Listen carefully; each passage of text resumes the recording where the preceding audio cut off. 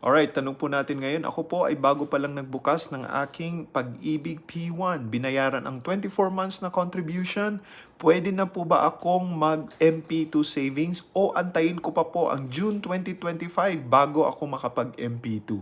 Ang totoo po niyan, hindi na po ninyo kailangang maghintay ng matagal bago po kayo mag-open ng MP2 account. Anytime, pwede na po kayo mag-open ng MP2 account as long as Pag-ibig P1 member na po kayo.